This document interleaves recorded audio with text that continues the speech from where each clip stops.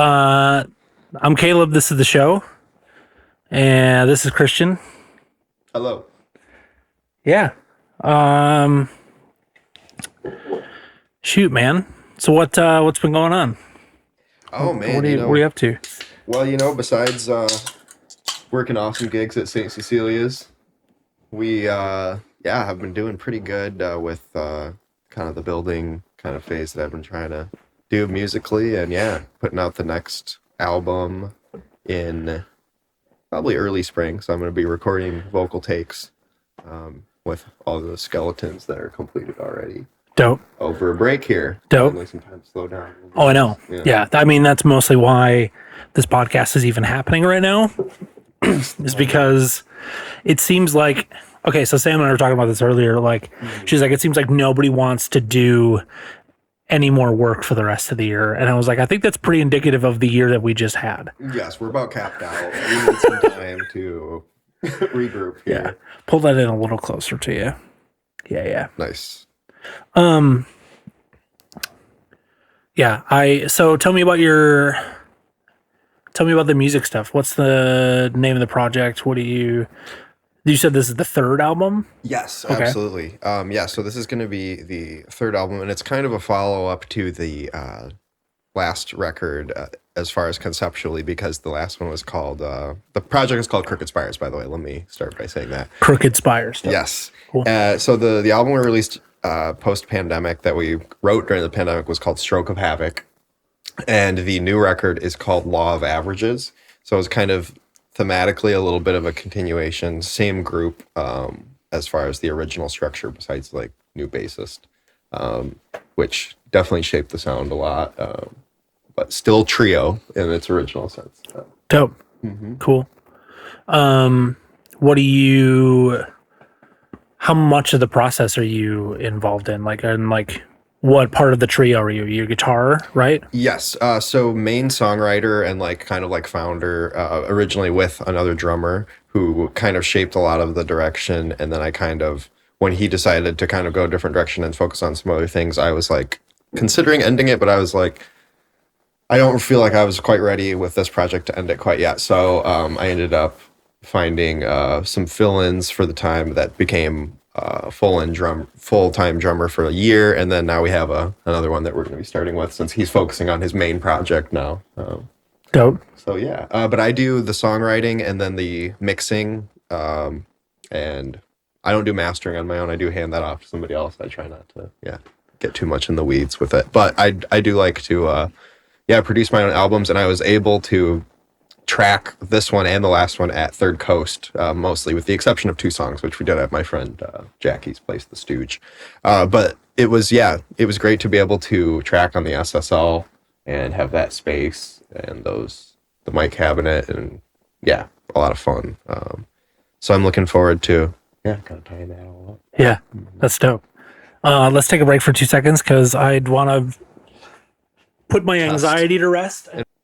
Talk to me about then, so I've been in bands, in and out of bands since I was in high school. Mm-hmm. But I've never, even with my own music that I've written, the couple bands that I've been in, I was never part of the lyrics process. Mm-hmm. And that for me is still the mystery.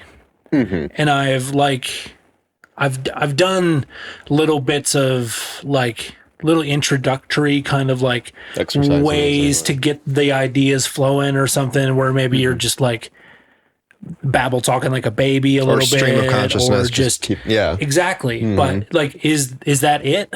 Is that how lyric writing goes, or how do you approach it? I feel like I've also never heard anybody. I don't know. Maybe ask that question. How do you? Absolutely. It's funny because a lot of artists infamously hate talking about lyrics. I don't mind it. I don't focus or think about it that much. As far as I feel like I kind of try to combine a little bit. There is sometimes editing to it, but for the most part, I would say I write the riff, and the riff kind of guides the timing and kind of some kind of melodic concept, and then I'm finding sort of a happy medium with something that doesn't feel so boxy, like an A-B rhyme scheme, but has some sort of I love slant rhyme.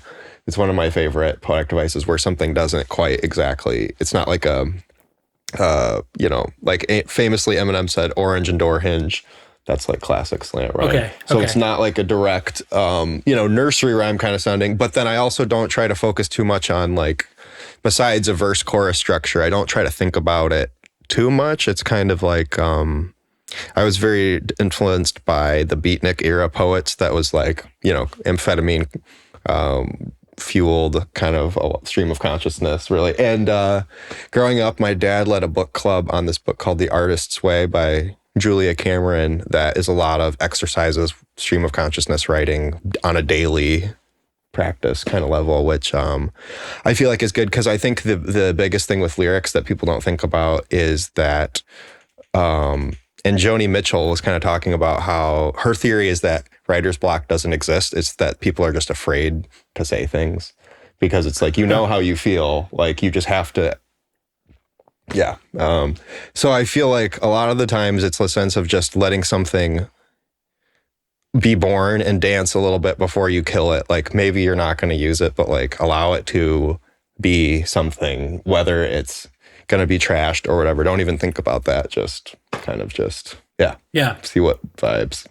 I've heard Matty Healy from the 1975 say something kind of similar of just like, if a song doesn't either like make him cry or make him dance in the first 48 hours, then he's done with it. Right, exactly. And just let it, like, and yeah, totally. That's a great, yeah, exactly. Cool. Mm-hmm. Cool. So what, you said you recorded most of this at Third Coast, right? Yes. Where is that? I don't even. Third Coast is in Grand Haven. Okay. Yeah. Sweet. How many, so first of all, how many songs are on the album? It was originally going to be a 7-track, but it's a 6-track because one of the tracks is proving a little bit more with the drums to like go along with it. I'm going to have to find the right feel, the drummer that's going to be able to provide the right feel for it. So it's going to be a 6-track album. Cool. But there's already there's 3 that are going to be on the 4th album already kind of in the works. So I'm usually writing the next album as I'm finishing up the previous one, like cool. Mixing wise. Yep. That's cool. It's just kind of how it works. And I don't try to like put out quantity really. It's definitely like, I feel like songs reach maturity at about a year, which a lot of people are completely, on a different train. Still Woozy talks about how, or he has released tracks the same day that he's written them before. And it's, it's interesting. There's so many different approaches and ways you can go about it. Yeah, it's interesting to think about. I see songwriting as like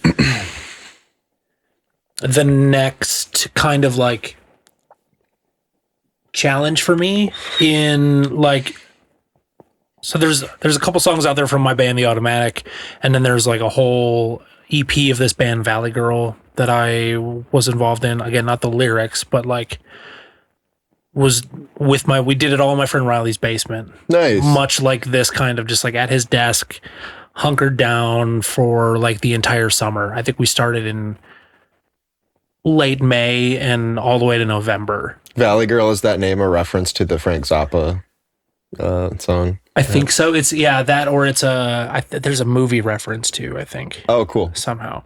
Nice. And the other band was called? The Automatic. The Automatic. Nice. Oh, wait. You were in that band. Yeah. I remember seeing them on bills, and I think I actually reached out to you guys to book it probably 2017 or something. Crazy. 18. Because it hasn't been a band for a while. Right. Yeah. Since you guys broke up or disbanded, hiatus, whatever, in 18? Yeah, in 18. I was going to say, because this was many years ago. But I do remember that band. That's cool. And I think and I think I saw a set at some point too, now that I think about it. At least because either that or I liked the web content, whatever you guys were putting out. But either way, I heard it and I liked it. I remember. I know we played at the Park Theater a few times. That might have been where, because we played a bunch of stuff in, is it Grand Haven or in Muskegon? Whoever has like bike time or bike days or whatever, is that Grand Haven? I think that's Grand Haven. I don't know, whatever. I'm not even from here. Right. But that band, that was very just like not punk rock, pop, punk, rock, like everything Bit kind of a of buffet style blended thing going together. on. Yeah, for sure. Always good. And I played bass in that, and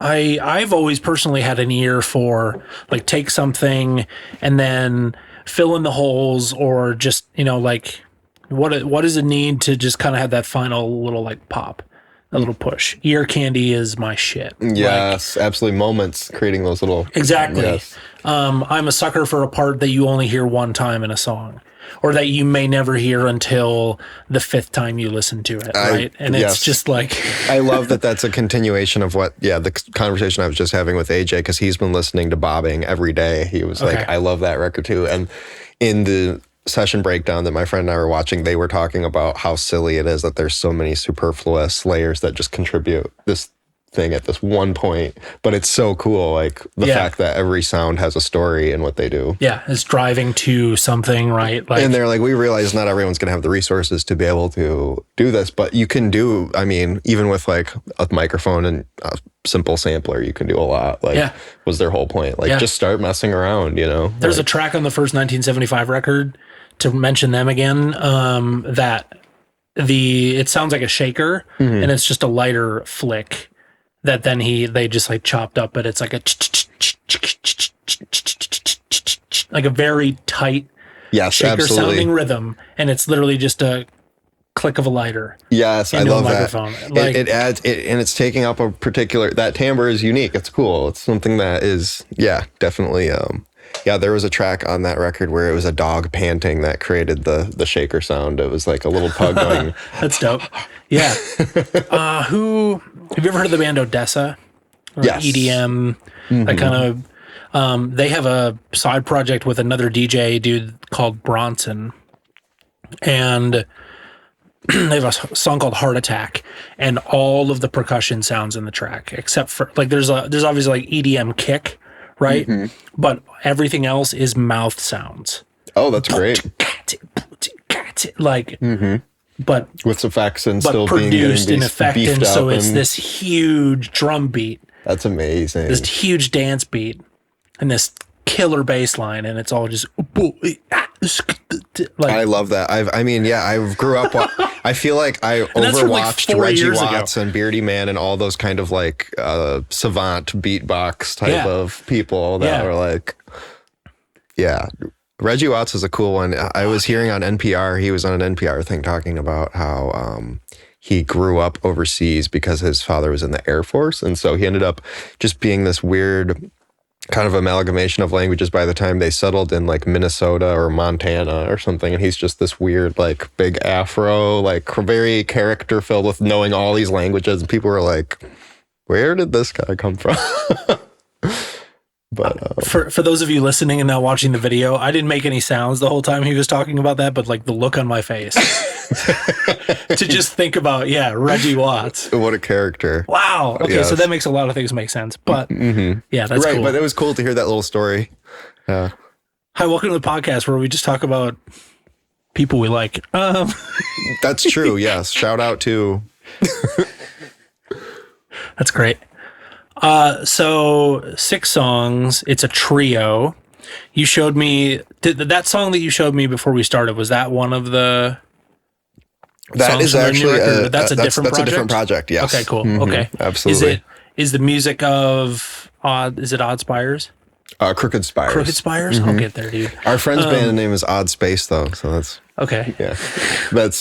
I pulled that from somewhere for sure. Yes, absolutely. So Crooked Spires, is it like same kind of genre as that other?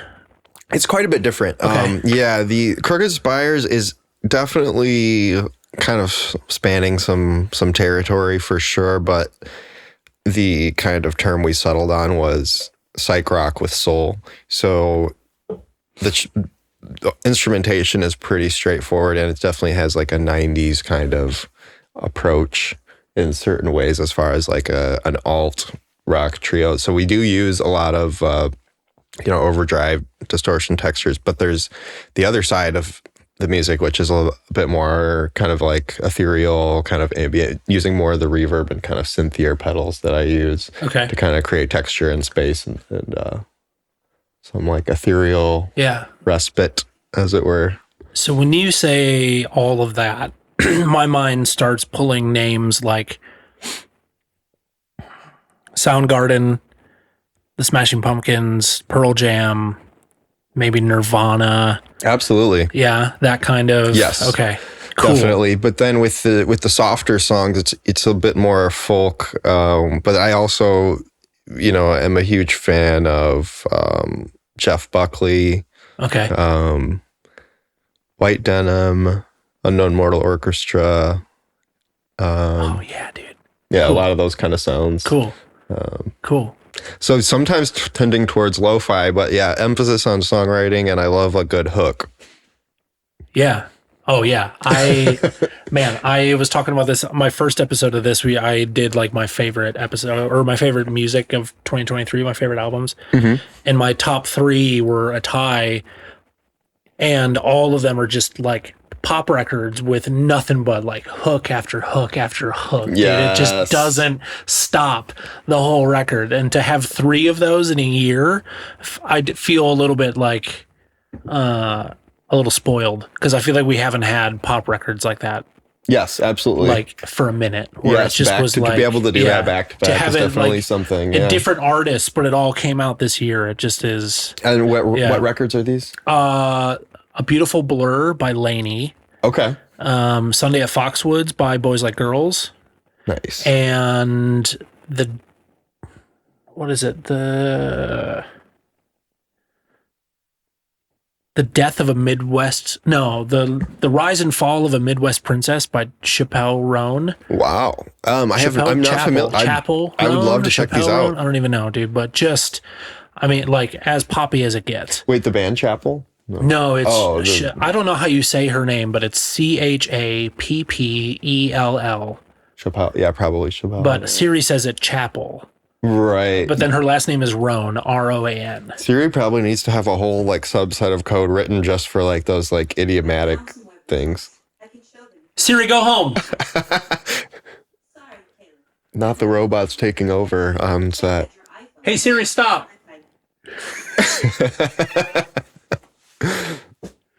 That is funny.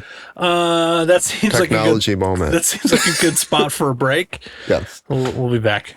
See, I need to get some of those names from you, because I want to find more podcasts to dig into. Really, I listen to a lot of NPR when I'm not. I don't have music for some reason, but a lot of almost everything, and actually everything now I listen to, basically is from a network called Relay FM. Oh, okay, cool.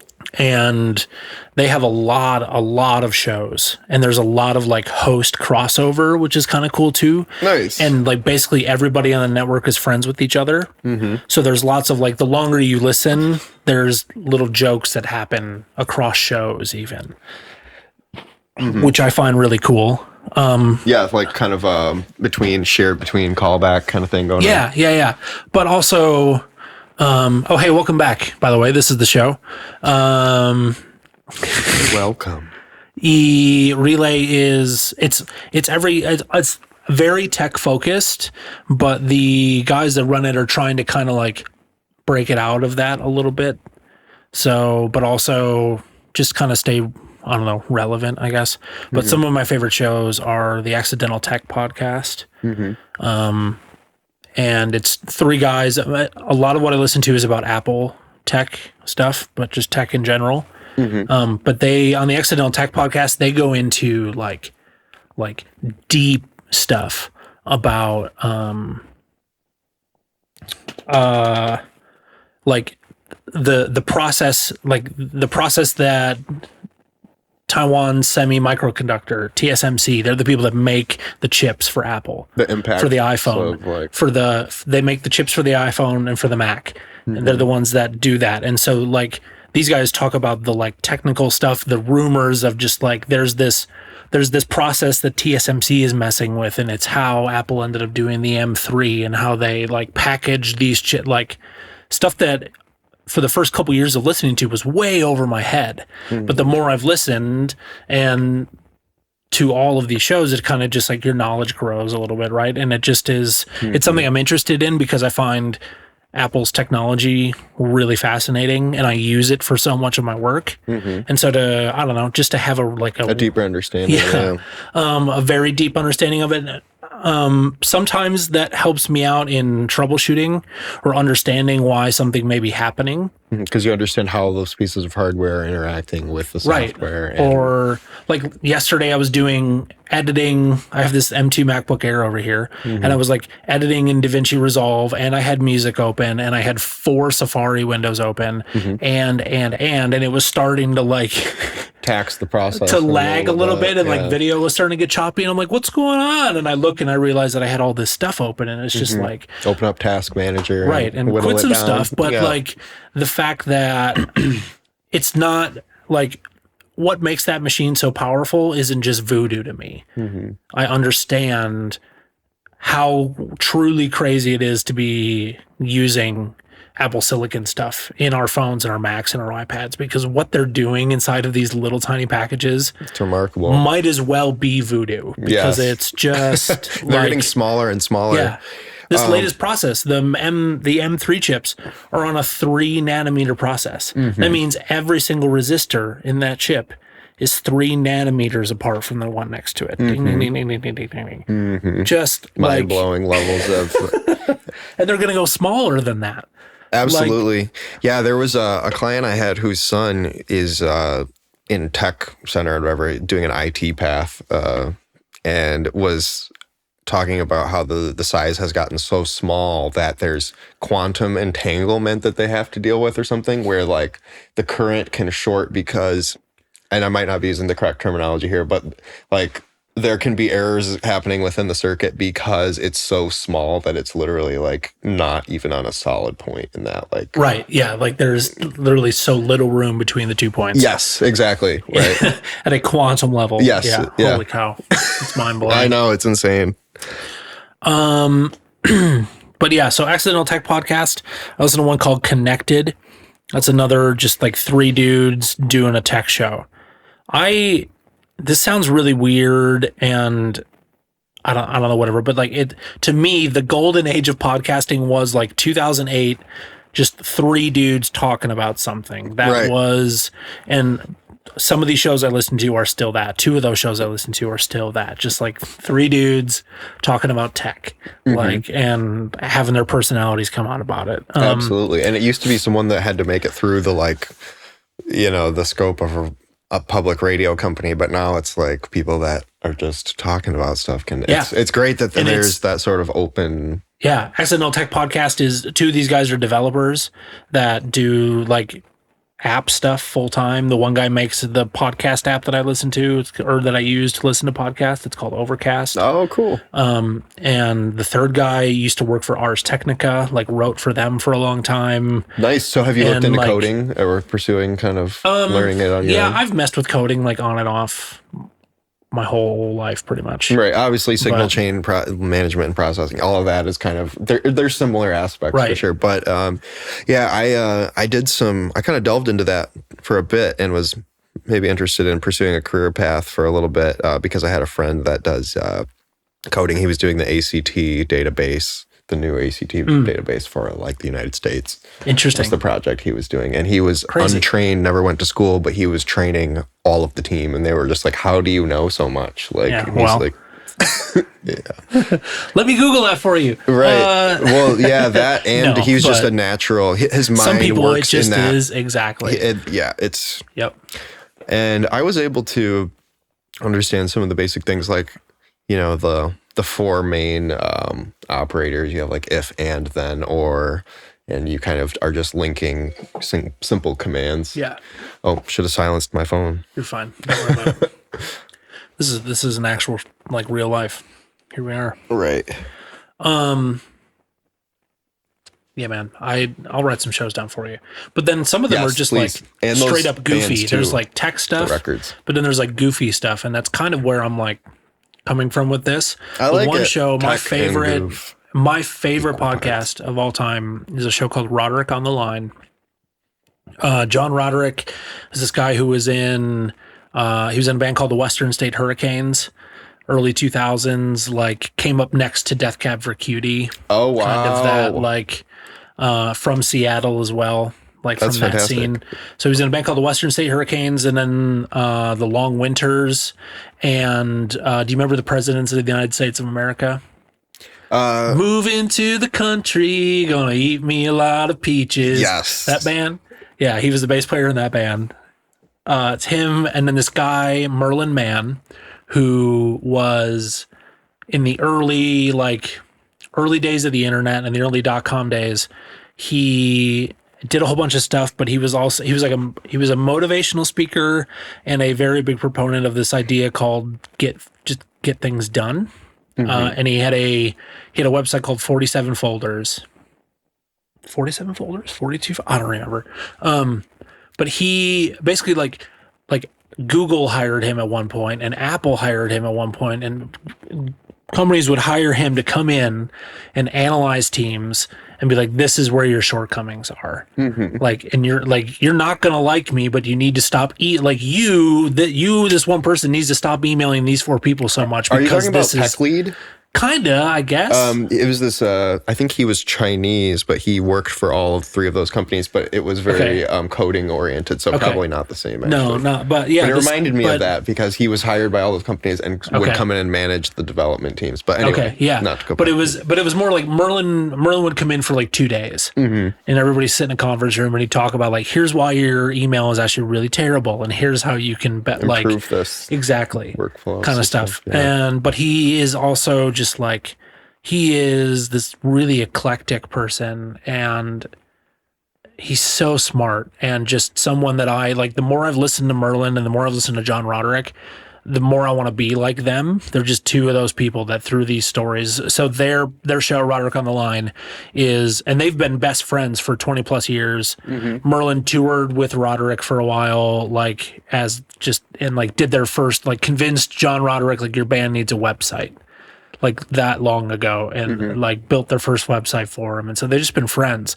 And so it is literally just a weekly phone call. Like, that's great. The show starts with, hi, John, hi, Merlin, like every week. And they've been doing the show for 10 years. And just, tee it off and kind of see where it goes. Yeah. And it's been like, they had kids that were basically Evie's age when they started the show. And now they're like, and going into, right. Yeah. Like, it's so. And when I don't have any shows to listen to right now, I go back to old Roderick stuff and listen to, because I just started randomly listening in 2019 when the pandemic started. So I've got this like where I started for till now, and then I've got all the old episodes. The progression, because it's been 12 years or whatever they've been doing this show, drives, right? Like exactly. So yeah, I love that show. Absolutely, yeah, definitely add that to the list.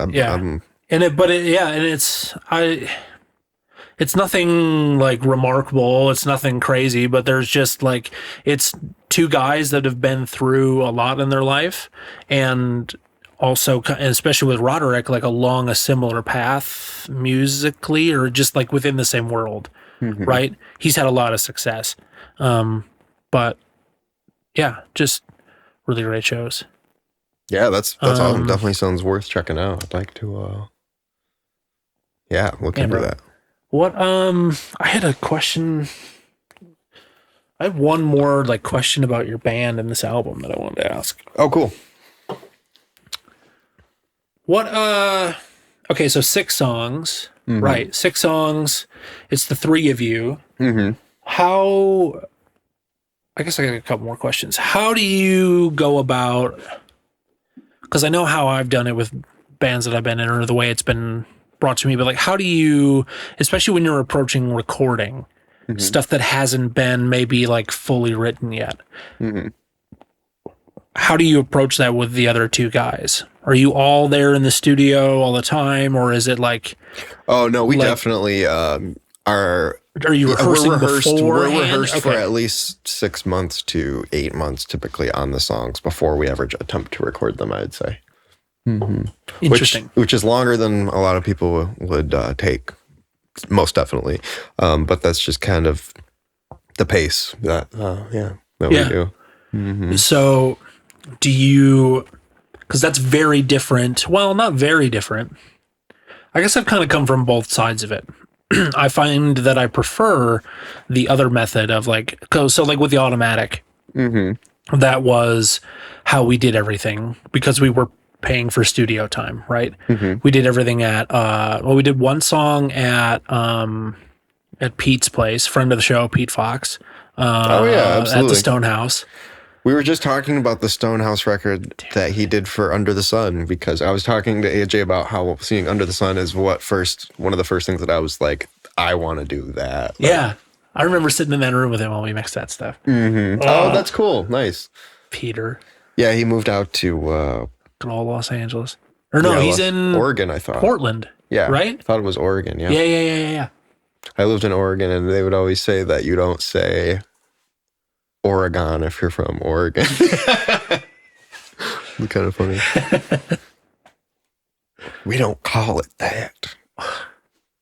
But anyway, so your question, I wasn't trying to derail your question. No. So it was like, because, well, and that's the thing we were just talking about, because we were paying for studio time. So we did one song at, more like producer kind of style, as far as like, or not producer style, but as far as, like a, yeah, I think that would be really fun. I've never done that before. Like that, yeah. Where just kind of like have an idea, and that's how a lot of like my band, the Valley Girl stuff was all written that way, and Strange Night stuff, that's my band, is all written that way. Where it's like Riley he's one of those dudes that has like 30 guitar parts just like bouncing around in his head at all times. Wow. And then he can like pull a couple riffs out, figure a chord progression out, and that's kind of how a song starts, and then we'd build a beat and like nice, right? Yeah, absolutely. I really enjoy that. Have you ever worked that way, or I have not for a band thing, but for like solo kind of production things, like the one that I showed you earlier that's going to be released under the Caddy Wampus moniker is essentially started off as a beat that my friend did that I added a bass line to, and then added guitars to, and then started adding samples and other things, more layers. It just kind of started growing. And so that was probably an instance where it's just like kind of like figuring it out as you record. But as far as Crooked Spires, it's definitely been the more straightforward kind of approach as far as just really getting it down as far as rehearsal. Besides dubs, I mean, dubs are always kind of like adding those like extra layers, especially with the softer songs that have more space for that. So in that case, in that sense, towards the post or the later side of the pre-production on that end, then there would be some of that going on. For sure. So when you track, are you doing it like the modern way of like one person at a time? Are you live in a room together? So because the project was originally guitar, drums as the instrumental basis, that's kind of the way that we still do it. So we do drums and guitar and scratch vocals and get a take that's solid between the drums and the guitar to where we don't have to do any cuts. So you do that, but like at the same time you do that with each other? Okay, yep, absolutely. Cool. Yep. So multi-tracking, drums and guitar, scratch vocals. And then usually once Tom and I would have been satisfied with like, we've done enough takes, we know this is the best one we can get, then we would have our bassist sit down and play some takes. And usually wouldn't take very many, like, maybe like 3 or 4 bass takes. And then, but the guitar and drum takes sometimes would be, there's occasional first or second take, but usually takes some time because there were some kind of intricacies to the way that it would talk back and forth as far as like some of the more kind of talkative aspects. Yeah. Cool. So you guys so you just like rehearse a whole bunch and then hit the studio and just. Yeah, absolutely. By the time I hit this, especially because I was engineering those sessions too, it's like there's no way that I would have been able. I mean, I could. That just wasn't the way that I wanted to do it. I guess I could have, but I definitely feel like it's like having that down to a point where you can think about tones and textures and all the other things more is kind of nice, rather than thinking arrangement in studio. Yeah, that makes sense. That's cool. That's cool. But yeah, it was fun. It was great to be able to put like 16 mics on a drum kit just for fun. Dude, yeah. Have you ever been to Planet Sunday Studios in Rockford? That's Ferguson's. Yeah, Joel Ferguson. Yeah, so I met him, but I know Marley, his daughter she plays in our friend's band Low Phase. I've done drums there for a bunch of stuff. We did a couple songs. That was the other studio we did all of our stuff at with the Automatic. Mm-hmm. And he built his tracking room around the drum set. Oh, that's cool. Basically, he's a drummer. I think I've seen him play guitar with their band. Actually, he's not even in the band anymore. Whatever the band was, he played bass, but he's a drummer. He's a guitar player. He's kind of just everything. Instrumentalist.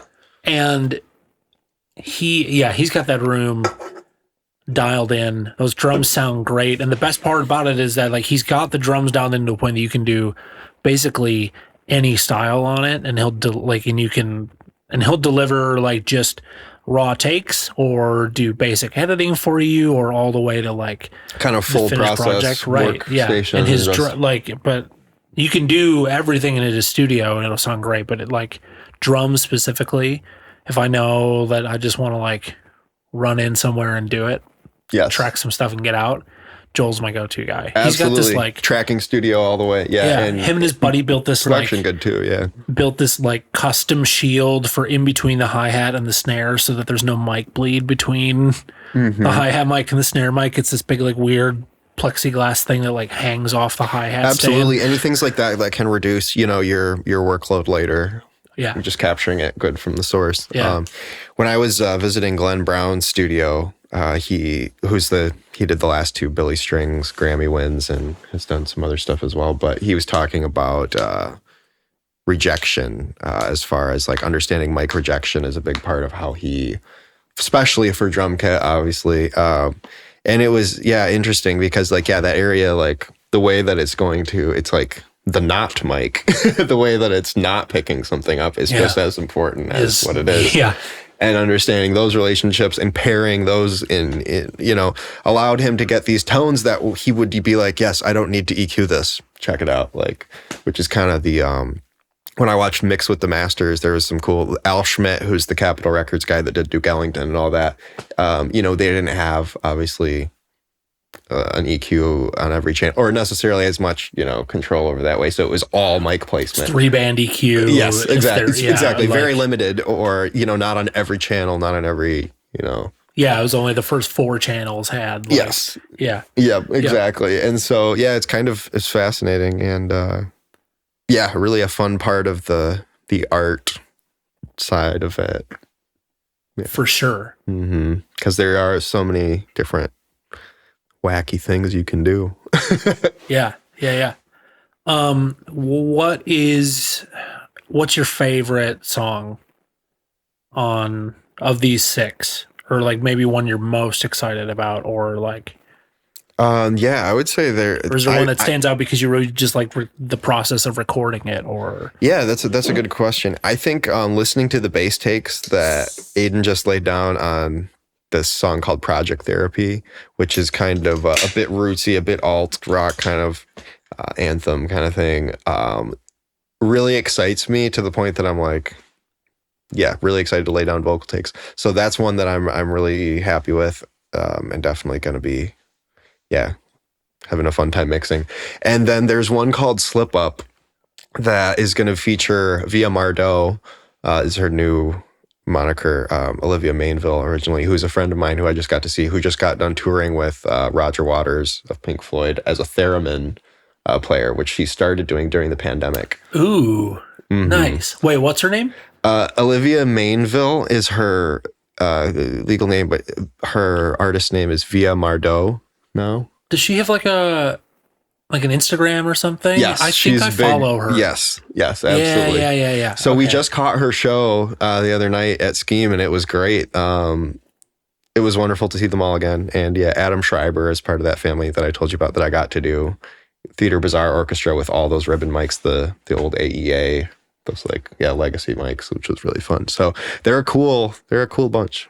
That's so cool. Mm-hmm. Every time I think about the AEA mics, I think about this. I read in a magazine somewhere this guy who was running front of house for 9 Inch Nails in like 2009 ish. Which was, do you listen to 9 Inch Nails at all? Oh yeah, absolutely. Big Trent Reznor fan. So like, you remember the Ghosts project? The instruments, maybe like not by Ghosts name, but yes. 1 through 4 is like a big long. There's like 36 tracks, all instrumental. Oh, okay, yes, And yes, it was the like instrumental. it felt like that was the prototype or the like precursor to him doing movie music. It was pre The Social Network. Yep. Yeah. Thriller kind of. Right. But yeah. it definitely has that feel, like The Social Network kind of feel. That's right. That was his work on that. And then they had that album, The Slip. The Slip. Okay. And it was the one that he did. He released it for free, just like Radiohead did. It was like 2 years after Radiohead did that with In Rainbows. Sort of Pay What You Want. Yes, yeah, do you remember when Radiohead did with In Rainbows and everybody was like, oh my God, the world's over. Like, nobody's ever going to make money on music ever again. And the system's going to be broken if you do that. Radiohead made more on that album than all of their other albums combined. Absolutely. And Wolfpack did something kind of funny recently. They announced that they were going to make their merch free source. So essentially they're like, everyone, you can bootleg whatever you here's want. Here's the Photoshop file, well, basically. essentially they were like, because they were like, people are doing it anyway. They were like, we just ask that you send us, I think 25 or 30% or something. and it blew, like John Mayer was like commenting on it. And, oh yeah, my gosh. Absolutely. Yeah. Because they were like, and I mean, they sold out Madison Square Garden without an advertising team, which I think it might be a first. True. So like they don't really, they don't care. Like, but Madison Square Garden isn't that big. That's true. Yeah, absolutely. but not to say, not that I couldn't do it. Right. I couldn't do it. But yeah, no, that is a feat for sure. Yeah. No, absolutely. It was like multiple nights though, wasn't it, at the Garden? Yes. Yep. Absolutely. And then the Sleepify story, I think, is still really poignant in the age of corporations like Spotify, withholding some. Not that I'm someone that really gets on that topic, but the Sleepify thing is just so funny that he was on NBC News, Jack Stratton, talking about the terminology that they had written, that the artist shan't make any money, about how he's like, because they were upset that so many fans were streaming this blank audio and just racking up just all this money. I think they got $20,000 to fund their tour, and Spotify was like not happy about it. Their lawyers were like, that's so great. Oh, I love that. I forgot about that. What were we talking about? Oh, 9 Inch Nails, The Slip. Yes. That tour, they did, there was a good chunk in the middle of the show that they did some of those like instrumental songs. And one of them had this really cool like marimba battle in between of it. Like in the middle of the song, like two different marimbas, two different parts kind of like battling back and forth. And they brought these AEA ribbon mics with on tour to mic the two sets of marimbas every night. Love it.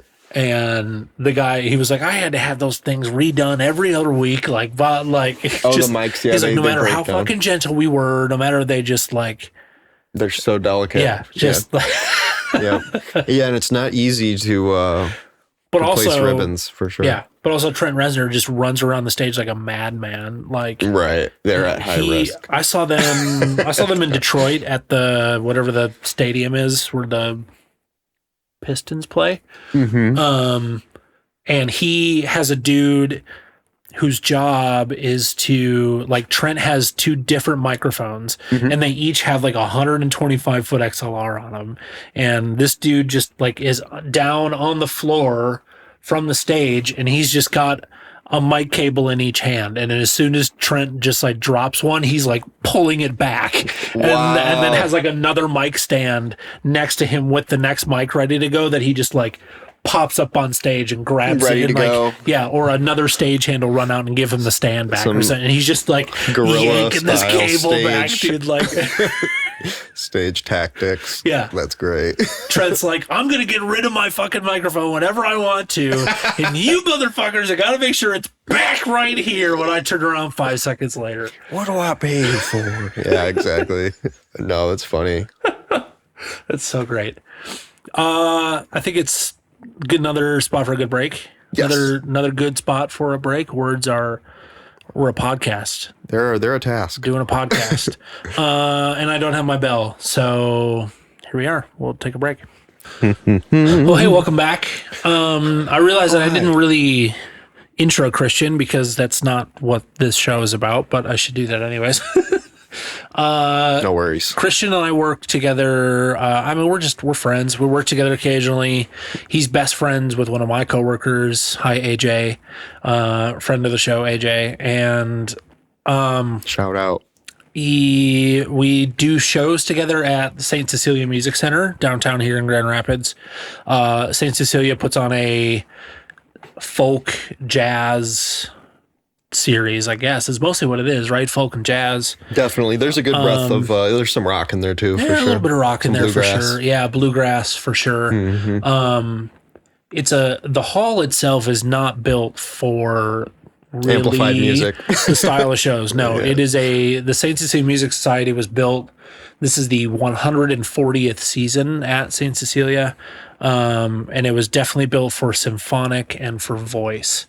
And to the point where like there have been curtains added in the room in the last 140 years. But when they do like vocal stuff or symphonic stuff, we go in there and take the curtains down at the back of the room. So that it livens up a bit. It livens it up even more. And the room is all like, every artist that comes in to play a show at this place gets very, very nervous when they start sound check because of how live the room is. Absolutely. It's insane. So anyways, we in episode 1, I ranted about nobody's riders ever being right. And, and how like we can go over those fucking things with a fine tooth comb. And there's always going to be something. And the drummer walks on stage every fucking show and is like, this isn't anything at all what I asked for. And it's like, that's why we have. And I'm just like, you're right, but your rider says this, dude. Yes. I got this 6 weeks ago. It's like, this is what we have to go off of. And we've done our damnedest. Exactly. And we're going to do our best. And it's always going to work out. But it is funny. Yeah. So it bears repeating. Fix your fucking riders. Yes, definitely. Let's take care of each other here. We want to help you. Help us help you. We all want to have a good time. Yes, exactly. You're harsh and you're mellow. Yes, definitely. But the Amos Lee story making the local spins headline was pretty fun to see. The 600 beer story was okay. So let's wrap up with that. Yeah, absolutely. So yeah, Christian and I do shows together, and I just wanted to have him on because he's a good friend. I didn't really even get to ask a couple of questions I wanted to, but no, you just get to be on again. So I would love to come back. Yes, definitely. So tell the Amos Lee story. We were producing Amos Lee at St. Cecilia. I was not able to be there because it was a small show and I had to babysit Evie. Sam, we were kind of double booked. So absolutely. I was happy to be able to step in and take care of things. Yeah. So after a somewhat initially a rocky start, it ended up going really well into the show, and the audience was loving it, sold out crowd, and he made a joke in the microphone at one point about how a water is good, but a beer would be better. So his guy brings him a beer, and he looks into the audience and he says, "Would you guys have a beer with me right now?" And everyone's, yeah. So he's like, okay. And kind of jokingly at first says to his team member that just brought up the beer, says, all right, what would that be? 600 beers? Let's get that happening. And it started off kind of like, everyone's kind of laughing, going along with it. But then he's like, no. You know what?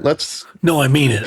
Yeah. So I'm running monitors from backstage, and his team runs up to me, and they're like, "What are we going to do? You're from here? Where are we going to get 600 beers?" And the show is probably going to end in 30 minutes at this point, 35. And I said, well, I mean, we're a few blocks from Founders. They'd probably have you covered. They're a warehouse of beer, essentially. And so he's like, okay. So he calls up Founders and essentially is like, hey, can we get 600 beers? And I think we're like, yeah. So they got the pallet ready with some cases. I forget exactly how many, but they were like, okay, well, how are we going to get it? We don't have a vehicle that could transport that. And I was like, I've got my Subaru hatchback right here. And they were like, okay, I'm going to run the console for you. They sent me with the Gold American Express, Amos Lee's Gold American Express. The bill was like $1,800. Huh. And I was loading. That's actually not as bad as I would think for 600 beers. Not bad. No. And they were happy to, the tour manager, Haley, I think her name was like, had it all set up to where they had carts at the front. Like the attendants had like these carts that were ready to help me unload the Subaru, which I had been loading while they were counting up the receipt, because I was like, they were having me wait there, and I was like, we have to get this done now. Like, so I was loading while they did that with someone else, another attendant, and we got it back there within 20 minutes. And a friend of mine who I went to high school with actually was at the show, and he commented on the post. He was like, I thought that was like orchestrated thing with the planned out. Like, surely he does this every night of the tour. Right, exactly. And I was like, that's so funny, because if you only knew. But yeah, that was really fun to kind of see that make the headlines too. Yeah, the E lines. That's so great, so cool. Absolutely, yeah. Dude. Grateful for opportunities to be able to do things like that. So thanks to Caleb and the crew. Yeah, man, it's great to just like to get into a flow of working with somebody for these shows where I don't like the fact that I can just call something out and it gets done. Is absolutely chef's kiss. Yes, that's how we're gonna run things when we do the company. Yeah, we're gonna be doing stuff. You guys you'll see some things. You don't even know. You don't even. Yeah. And with that, there's my phone yelling at me to take my antidepressants. So we'll see you on the next one. Time's come. This is the show.